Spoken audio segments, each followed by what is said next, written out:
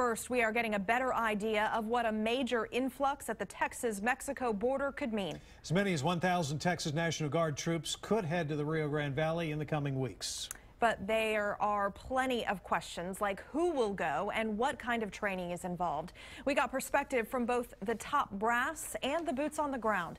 Today, KXAN's Lindsey Bramson spoke with the union that represents National Guard members to find out. Members of the National Guard are still waiting to find out whether they'll be part of the 1,000 troops sent to the border. KXAN has learned this is something many of them are already trained for. These folks are trained and ready to deploy now.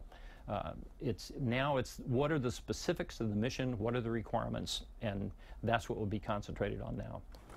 Ray Lindner with the National Guard Association of Texas says those chosen all have different jobs outside of the National Guard. 22. Everything from police officers to those who work in the medical field. We have a lot of people that are in the Guard in their everyday job. They may, for instance, be in law enforcement. Well, those are very good people to have. They already understand the drill. He says soldiers will be picked from all over the state, a majority of them from right here in Austin. People have already been identified. The training occurs throughout the year. So now is the time that you're beginning to execute your preparation. Lindner estimates it'll take less than a month to pick the soldiers for the mission.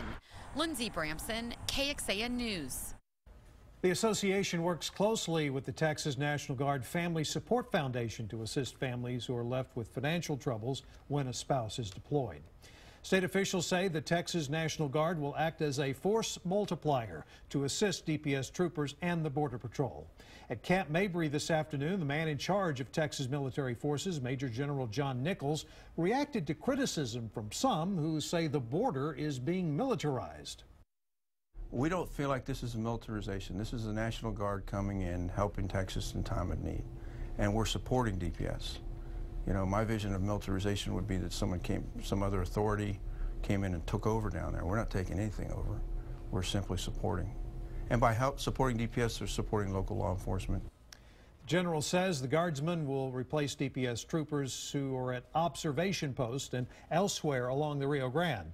He says Guardsmen will be a deterrent to lawbreakers by being present and fully visible. Troops will also be armed, but weapons will be used for self-defense only. Tonight on KXAN News at 9 and 10, find out what will be expected of the Guardsmen who are heading to the Rio Grande Valley. Donations are heading from Central Texas to South Texas to help the influx of undocumented children crossing the border. Travis County commissioners were briefed today on local efforts to provide clothing, food, and other items to those children. Churches and interfaith groups were there to talk about their donation efforts. One of those is St. James Episcopal Church, whose members are heading down to McAllen this weekend. So we're collecting a lot more items than we thought, which is a blessing, so we can take them and help care for the children and youth there.